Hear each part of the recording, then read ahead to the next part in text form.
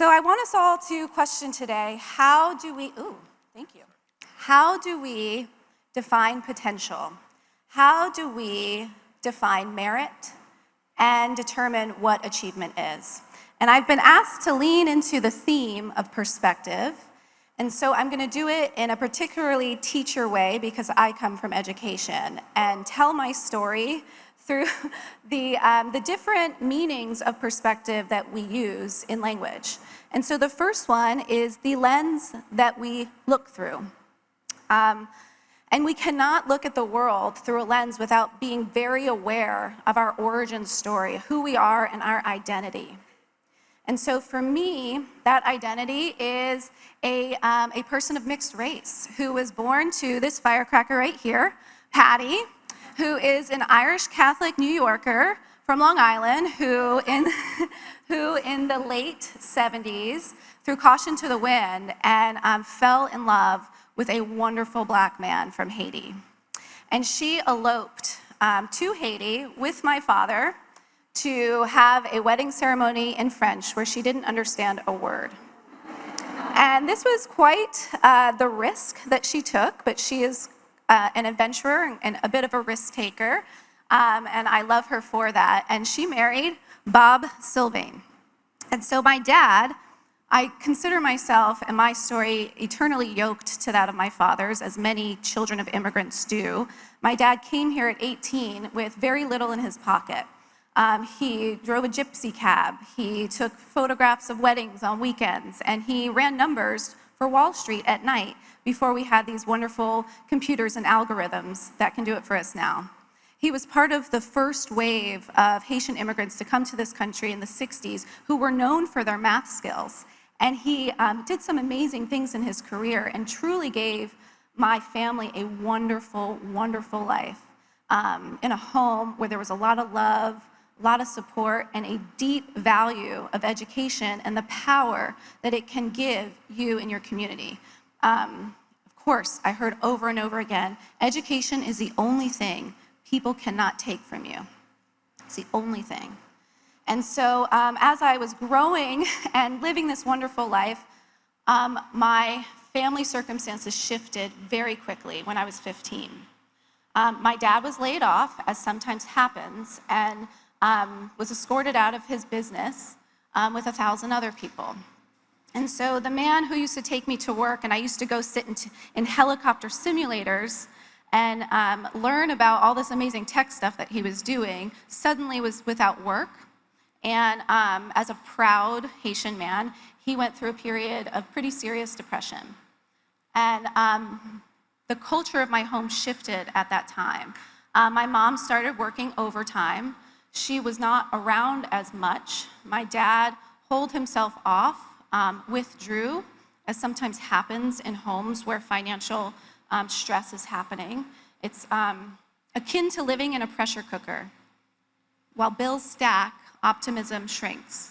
And at the same time, just for funsies, my brother was dealing with a life-threatening illness that needed to be dealt with. And so in this situation, we ended up moving quite a lot, looking for the next industry, an area that might give my dad that job that would pay enough to support our family. And I went to 4 different high schools in 4 years. And so, 4 different high schools in 3 years. And so I was a kid, I was the nerdy one in my family, as you may imagine. And I was extroverted, bright, happy kid, up until this period where my family really started struggling, and I felt intrinsically that I could not ask for help. I could not be a problem or a burden because my family was overburdened. And so I, through this process of having to change schools and communities multiple times rapidly, something happened to me. It's akin to what happens to a plant when you move it from pot to pot too many times too rapidly. It's called root shock.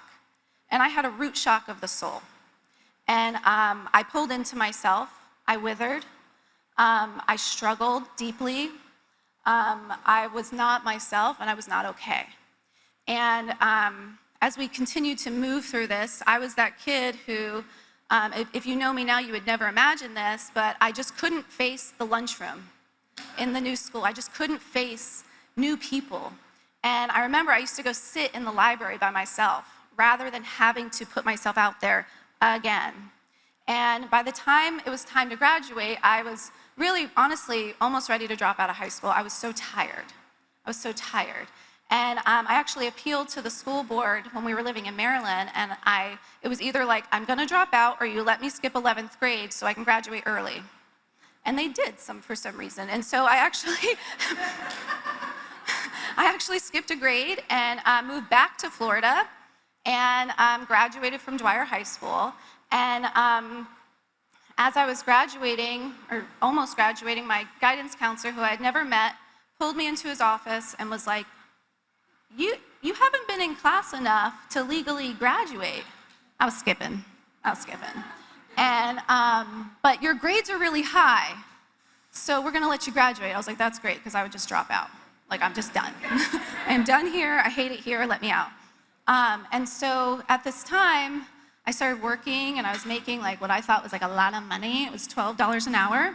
And I was not really sure of the next leap for me. It was end of senior year, and I hadn't applied to college.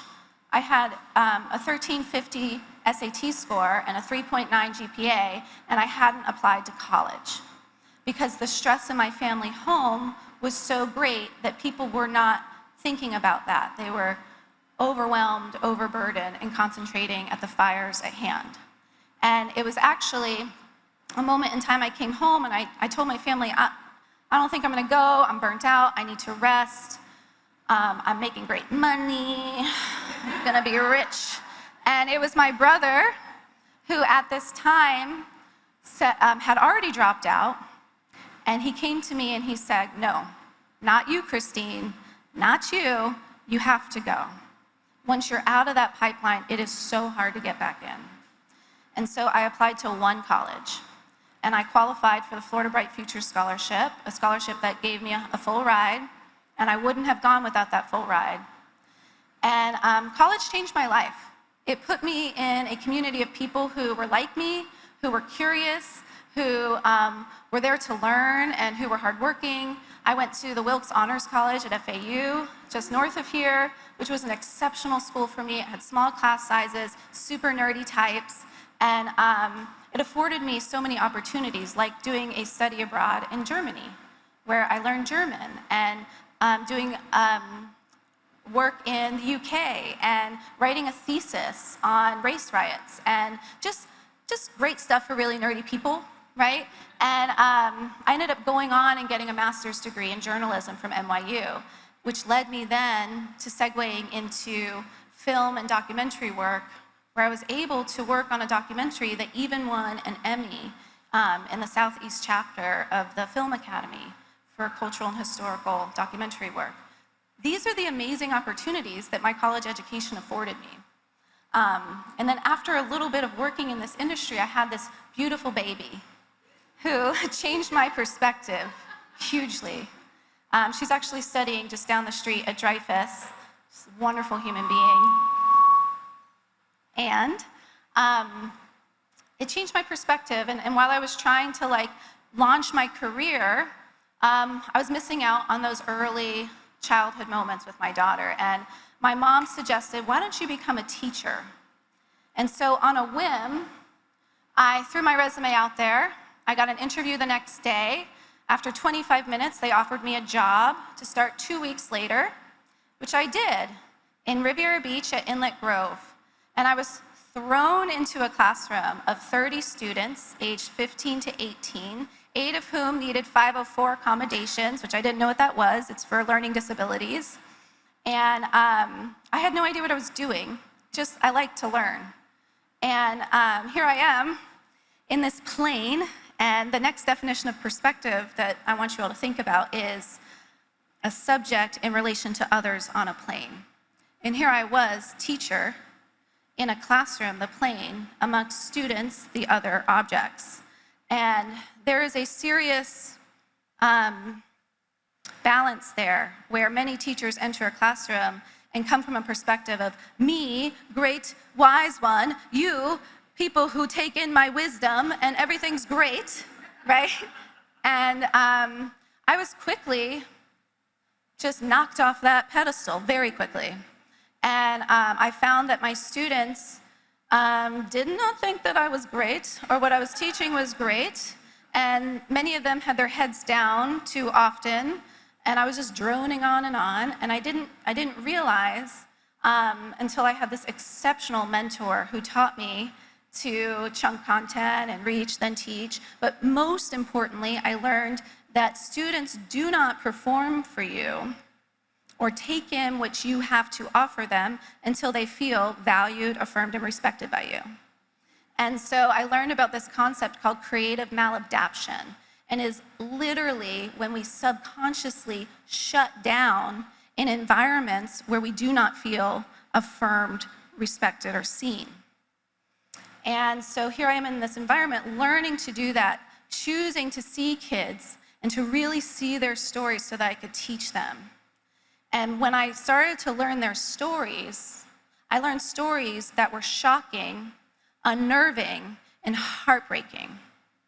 Students who we expected to show up every day ready to learn, to achieve, who would go home in situations where there was hunger, right? Try doing homework when you're hungry, when your lights are off, when your parents are working multiple jobs and they're not home for days at a time and you're in charge of the young ones in the home. Try focusing on your future when that is the plane of existence that you're operating on. It's a perspective shifter, isn't it? But what I also recognized was that achievement was happening there, high achievement. These kids were actually exceptional. They were driven, they were motivated, they wanted what life had to give them. They wanted to achieve, they had big dreams, and they had it in them. And I started helping kids apply to college. I joined the National Honor Society as an advisor, and I would stay late after school helping kids with essays and just getting those applications in because I knew from my story that it was life-changing. And I knew that I was working in this community where there is a huge wealth gap that is perpetuated by a lack of access and a lack of education. And here are these kids, the best and brightest in that community, year after year, just not going to college. And the scholarships are there. They're just not applying. And there's some data around it. A low-income student, even with high scores, is half as likely even to put themselves out there than students from higher socioeconomic backgrounds. So it's not like the talent isn't there, it's the support. And so these kids, once I started getting to know them, their hopes and dreams, all I wanted was to see them succeed. And just year after year, they just didn't necessarily go to college. And once you get to know a person and you see what they're truly capable of, sometimes you feel committed to seeing them succeed. And when you see their challenges are somewhat insurmountable, it feels demoralizing, feels overwhelming, and it's deeply overwhelming. And so what I found was that connection was key. That connection was key to achievement. And that often there's this saying, we are what those who love us think of us. And often our students were operating in an environment where those around them did not spread that message that everything was possible. And I found it over and over again. Teachers who showed up and pushed packets in front of students because they just wanted to retire and they were tapped out. People who said, these kids just won't do the work even if you put it in front of them. These parents don't care, and more. And so, the next thing I want to ask you to think about is perspective, our opinions, our judgments. These kids won't do the work. These parents just don't care. These kids are just not ready. college is not for everyone after all. And I heard this over and over again, and it struck me deeply because I knew one of these kids that they were talking about, my brother Brad. My brother Brad, who was ADHD and dyslexic, whose IQ is probably a point away from mine and was extremely intelligent, but who, because he formed a self-concept very young that he was not a learner, that he was not smart, that he was not capable, didn't perform in the academic setting. And so he dropped out in high school. And it was my brother who encouraged me to go to college, and my brother who then used me as inspiration, as he said, and went to college slowly. And he figured himself out, and he was in an environment of support because we have that in our family. And he went and got his bachelor's. Took him 10 years because he had to work. But once he got through it, once he figured himself out and how to work with his certain circumstances, I don't like to call it deficiency because in other circumstances it's a gift, he figured it out. And he went on and he got his master's and got a 4.0. Okay? So this is the kid, yeah. This is the kid that they said, college is not for you. You know, you're not smart. Go work with your hands. Go become a plumber, an electrician. Never mind the certification exams that you have to take to do that, which are mind-boggling to me, but you're not smart enough to go to college, right? This is him now, someone who's working in C-suite level jobs, driving a Tesla, and just killing it. He's just killing it in his career because he didn't give up, because he didn't believe the labels that were put on him. And so I knew this about each individual student that I worked with. I knew deep in them they had this ability to be the trailblazers, the first generation college students, the first to own homes, build businesses locally. They had it in them, and they just needed access. They just needed a supportive community around them, pushing them to succeed. And so, after working in another school, which was a private school that gave a lot of individualized student learning to students of incredible means, and a school that costs a lot of money to go to, I saw the other side of that socioeconomic paradigm. The side where there's multiple chances, where your mistakes are erased, where you get curated lessons, where people like me were hired at top dollar to help you get the scores and help you get in to amazing universities so that you can then go on and earn more and continue to grow your wealth and your family's security. And it hit me deeply that I was directly contributing to the increasing wealth divide in our country. That my work, while I loved it and I was good at it, was part of the problem. And so I decided to start a program that helps overlooked and underestimated students get the wraparound services, support, mentoring, tutoring, and more that they need in a project-based environment with low stakes, high stress, the type of environment that brings out the best of people, that challenges them to push beyond what they think they are capable of. And we did that about 7 years ago. And we started with 10 kids on my dining room table. And that first class of kids, 90% of them went to top tier schools with full ride scholarships. Yeah, it's a big deal. It's a big deal. Why is it a big deal? Why top tier schools? Why top tier schools? I will tell you, I am a very grounded person. I don't care where you went to college. You wouldn't know that, Path to College lady. I don't care about that. But what I care about, I don't think it matters, but it does matter for kids from low-income communities. Kids who are their community's greatest hope to change the circumstances, to bring and lift their communities forward. So we're in a situation now where actually college enrollment is down in low-income communities. It's down 10%. And these kids are our community's greatest hope, and they're top-tier Ivy League material. If we just shift our perspective and give them what they actually need to achieve, which is love, which is consistency, which is caring, encouragement. And that's what we try to do at Path to College. And mentoring is the most vital part of our work. It's so simple, it's easy to overlook. Every student gets a one-on-one mentor who's committed to helping them achieve. They don't have to do tutoring, they don't have to help with college apps, although some of them do, but we handle that. But what they have to do is show up consistently and show that they care about the kid. And we've seen it change lives. We've seen kids with drug-addicted parents start in our program with a 2.6 GPA, go on to graduate with 3.4 and get into FSU with a scholarship. We've seen kids who have escaped political persecution come through our program and go to Harvard with a full-ride scholarship. Kids who have faced multiple and relentless evictions, a lack of electricity, showers by the hose instead of the faucet, go on to UF with a full ride.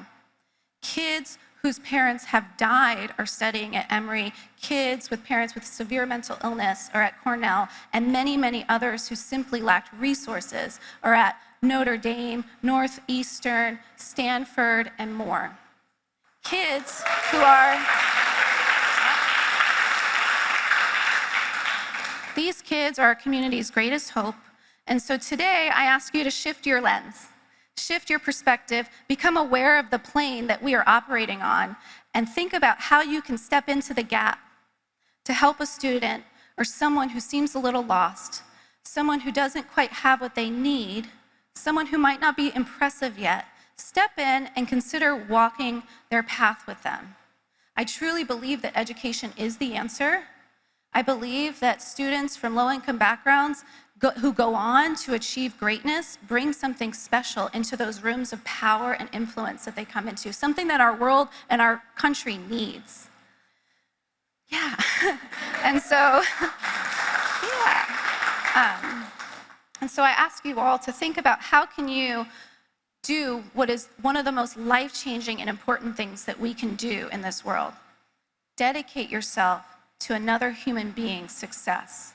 Walk the path with them, because we are the only ones who can change the dynamic that we are operating in. We are the ones we've been waiting for. And I'll leave you with a quote, thank you. I'll leave you with a quote that really drives my work and something to truly consider, and it is, I am somehow less interested in the weight and convolutions of Einstein's brain than in the near certainty that those of equal talent have lived and died in the cotton fields and sweatshops. Thank you.